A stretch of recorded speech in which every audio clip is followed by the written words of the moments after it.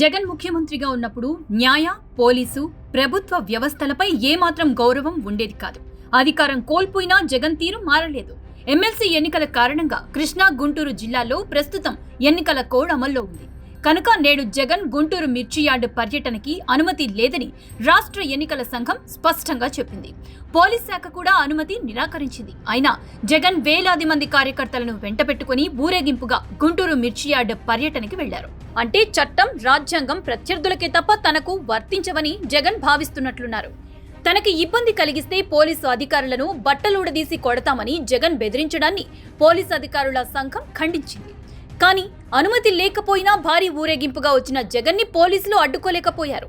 అడ్డుకుంటే దాడులు జరిపి రాష్ట్రంలో ప్రతిపక్ష నాయకుడికి భద్రత లేదని, రాష్ట్రంలో శాంతి భద్రతలు క్షీణించాయని జగన్ బ్యాచ్ ప్రచారం మొదలు పెట్టేస్తుందని పోలీసులు, ప్రభుత్వం భయపడుండొచ్చు.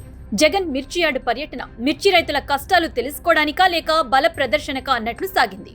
అమరావతికి కూతవేటు దూరంలో ఉన్న మిర్చి యార్డులో మిర్చి రైతుల కష్టాలను సీఎం చంద్రబాబు నాయుడు పట్టించుకోకుండా వైసీపీ నేతలపై అక్రమ కేసులు పెట్టిస్తూ రాజకీయ కక్ష సాధింపు చర్యలతో కాలక్షేపం చేస్తున్నారని జగన్ ఆరోపించారు. చంద్రబాబు నాయుడు గారి సచివాలయానికి, చంద్రబాబు నాయుడు గారి ఇంటికి గుంటూరు మిర్చి యార్డు ఎంత దూరం? తన సచివాలయానికి కూతవేటు దూరంలో ఉన్న గుంటూరు మిర్చి యార్డులో రైతులు పడతా ఉన్న అవస్థలు చంద్రబాబు నాయుడు గారికి అర్థం కావడం లేదు. చంద్రబాబు నాయుడు గారికి రైతుల కష్టాలు కనిపించినా కూడా చంద్రబాబు నాయుడు గారి కళ్ళు మూసుకొని రైతులను కష్టాల పాలు చేస్తా ఉన్నాడు.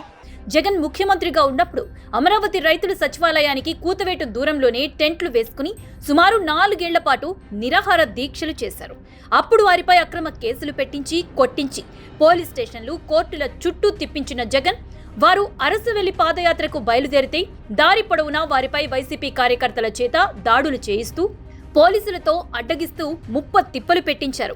ఆ వేధింపులు భరించలేక వారు మధ్యలోనే పాదయాత్ర విరమించుకుని అమరావతి తిరిగి వెళ్లిపోయారు. 4 ఏళ్ల పాటు అమరావతి రైతులను ఇంతగా వెంటాడి వేధించిన జగన్ ఇప్పుడు మిర్చి రైతుల కోసం నిస్సిగ్గుగా మొసలి కన్నీళ్లు కారుస్తున్నారు.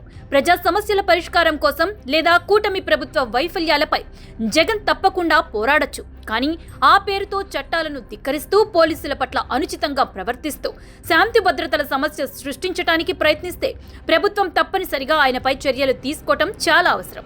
లేకుంటే దీనిని ప్రభుత్వ బలహీనతగా భావించి జగన్, వైసీపీ నేతలు ఇంకా రెచ్చిపోయే ప్రమాదం ఉంటుంది.